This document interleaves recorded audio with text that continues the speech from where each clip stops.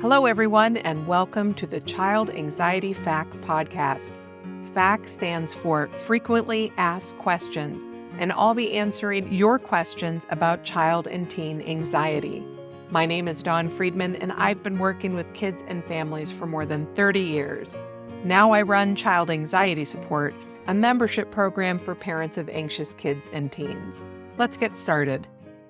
This week's question is, does social media cause teen anxiety? And the answer to this one is easy because it is yes.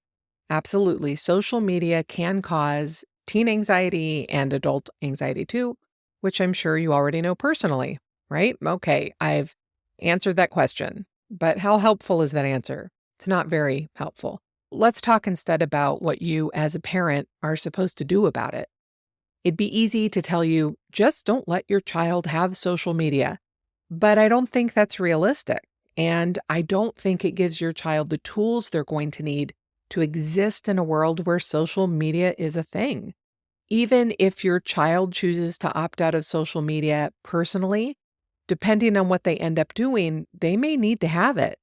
An example of this would be professional networking. They might need to have LinkedIn. And then also socializing. I know that for my generation, which is Gen X, there is an expectation that we'll all be on Facebook. That's where some of my social groups do literally all of their event planning. And if you're going to be part of this book club or this group, you have to be on Facebook. Otherwise, you're going to miss out on the invites. And I'm sure that there are ways that social media will continue to embed itself in our lives that I, in my Gen X mindset, can't even imagine. Your kids, however, they're going to be able to imagine it and they're going to have to live with it. Also, I can tell you right now, there's another thing. If you tell your child you may not have social media, I can tell you that as a therapist who has worked with a lot of teens, many of them are going to have social media anyway. They may download it to their phones and then delete it so that they can have it sometimes, but get rid of it before you catch them, which is to say, they'll tell me, I'm going to download it. My parents are going to catch me and make me delete it, but then they won't get notified again when I download it again. So I'll just download it when I'm at school and delete it before I get home. Also, I have met lots of kids who've created accounts on friends' phones. So their friend will log out of their Instagram and then let other kids log into their Instagrams. They also can find ways to access accounts on their Chromebooks or laptops, which is to say, very often taking a zero tolerance policy is just going to push your teen to be secretive, and what they really need is your help and guidance. Besides, even if your child doesn't have social media, absolutely 100% agrees with you about it and is not accessing it behind your back, the same isn't true of their peers. According to the Common Sense Census, which was put out by Northwestern University's Center on Media and Human Development in 2016, and yes, I will link to this PDF report in the show notes, 80% of teens had their own social media account, and 23% of tweens, that's kids 8 to 12, also had one. That was in 2016. And I'd be very curious about those numbers and how they changed over COVID, because I bet you anything that they went up. I know a whole bunch of little kids who got Facebook Kid Messenger during lockdown. And also, this doesn't take into account the rise of TikTok, which has just grown so much in the 7 years since this census was taken. This means your child may not have accounts, but it's definitely going to see things on friends' phones or tablets. This is all to say that instead of doing a hardcore, no social media for you, and thinking that solved the problem, we need to recognize that social media is a part of our kids' lives, whether we like it or not, and then we need to help them build literacy around it. This is what we do know. Social media can be fun, it can be educational, and it can support relationships, but of course, it can also be harmful. It's meant to be addictive. TikTok, for example, is well known for serving its viewers exactly what they want to see when they want to see it. The algorithm is set up to keep us on there. It's notoriously sticky that way. There are some studies that show that the more attached we are to our screens, the more trouble we have being mindful. That is, the more often we rely on our phones for distraction, the more difficult it is for us to be present in the moment. Because that kind of mindfulness is like a muscle, and if we're not using it, it's going to get out of shape and be harder for us to access. When we struggle with even short experiences of boredom, for example, if we struggle to wait in line or wait for the kettle to boil without looking at our phones, we are training our brains to need constant new stimulation. To tie this back to anxiety, remember that anxiety requires our ability to sit with discomfort. Boredom is a form of discomfort. If we're always avoiding boredom, then we're not practicing that distress tolerance. And I would say learning to sit with boredom is a low-hanging fruit because you can't avoid it. There's always going to be times where you're sitting in a restaurant waiting for your food. There are going to be times that you're stuck in traffic. I mean, boredom is built into life, and helping our children learn to tolerate it is going to stand them in good stead in the future. Kids need to understand this. They need to understand how social media works in being sticky and also how we need to practice being mindful. But I think it's unrealistic to expect them to make great decisions about that. I mean, heck, we struggle to make good decisions and our brains are fully developed. So we do need to educate them, but then we also need to do the things that protect them. We need to do our part. We can't just inform them and then say, now go make good decisions, because frankly, they're not capable of making good decisions.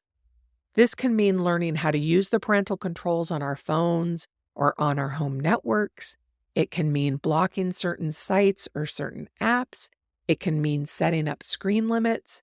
And these things take ongoing attention because our phone setups are going to change, because our kids get older and need different access, and because our teens tend to be more tech savvy than we are.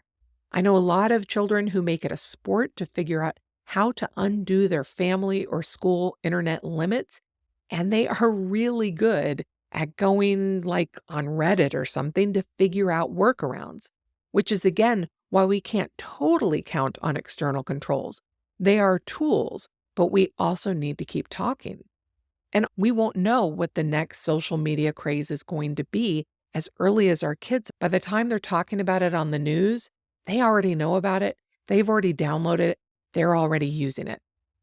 Now remember, we want to grow children who have skills, and they learn those skills by practicing those skills. We want them to have the skill to navigate the realities of social media, and we can expect this to be a growing process. We can expect them to make mistakes. We can expect them to land on pages or accounts that are upsetting, to follow the wrong hashtags. What we need is an openness and communication so we can talk to them about it. Instead of telling them never ever look at porn, we should be letting them know they may end up looking at porn without ever meaning to, and that might bring up complicated feelings for them. So let's talk about it. What do we want them to do when they do see porn, when somebody shows it to them? What do we want them to do when they happen on diet culture on TikTok? They need to start noticing when going on certain accounts or certain sites brings up fears or anxieties or feelings of missing out, of not being included. They need to know how filters work, and they need to know explicitly how people curate their lives, and how knowing that doesn't always help us feel better looking at other people's projected perfection. We can talk about our own struggles with that. I talk to adults who struggle with people's perfect images of parenting, and I'll tell them, listen, I've had influencers in my office. I am telling you right now, people are explicitly, knowingly hiding the worst parts of their lives in order to be appealing, and also because they think that's what they have to do. We need to teach them practical things, like how do you block certain hashtags? We need to talk to them about ambivalence, which is when we know that, say, being on Instagram is upsetting and yet wanting to look anyway.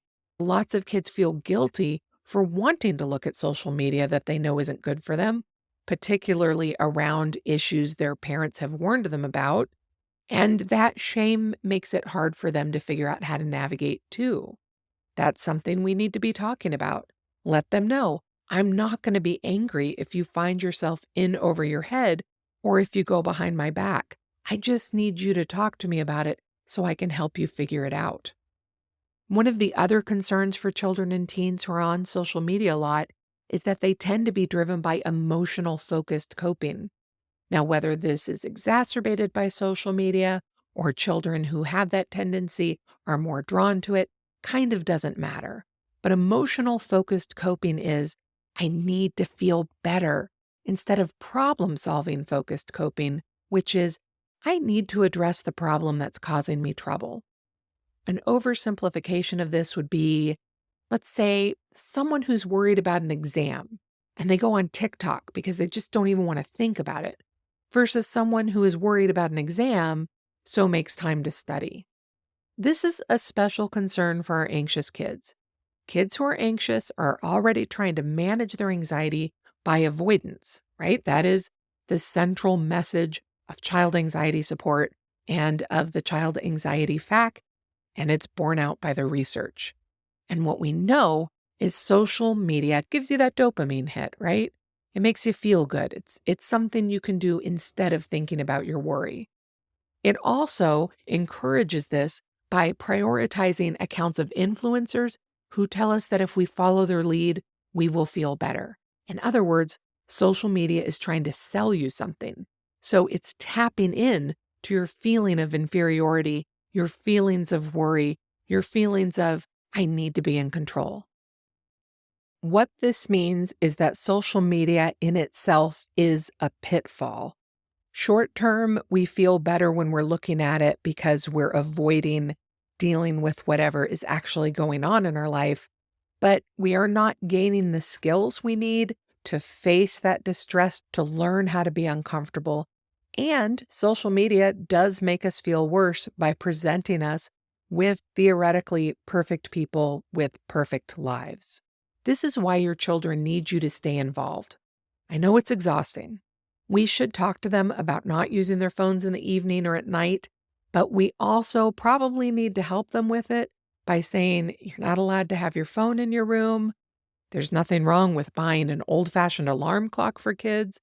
Or you can even get them an old iPod, like, the old iPod that doesn't connect to the internet, but can give them the music they like for falling asleep.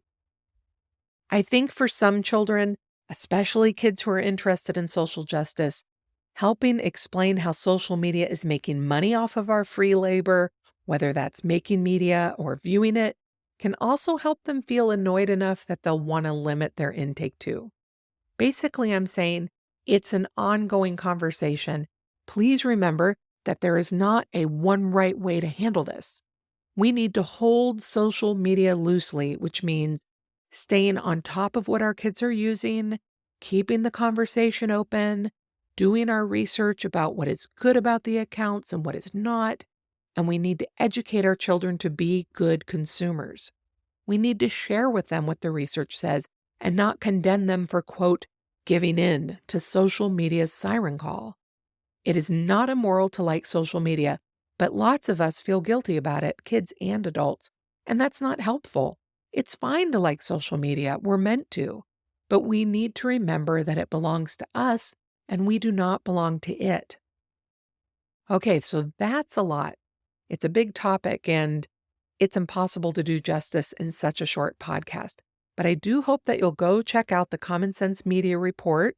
Remember, that's in the show notes, because it not only shares information about how kids are using social media, it also talks about what we can do to help support them, and I think you'll find it helpful. I wanted to give you a reminder, too, that April 3rd will be starting the spring cohort. If you're listening to this after April 2023, please know that the Child Anxiety Support Program is always open, and I tag the recorded live events so that you can find the topics you're most interested in and revisit them whenever it is you join. But if it's before April 2023 or during, I'd love for you to join the site and come along as we go through the program together. If you have questions, please reach out to me. You can head to my site at childanxietysupport.com and send me a message through there. You can schedule a quick consult with me too, or just join the site. You get 30 days free to try it out, so you have nothing to lose except the grip that anxiety has on your family. Thanks for tuning in this week, and if you have a question you'd like me to address on the show, you can reach out to me by going to childanxietysupport.com and submitting a question there. You can also check out the program while you're there, and if you'd like to learn more about whether or not it would be a good fit for your family, feel free to reach out for a quick consult call. Thanks so much, and I'll see you next week.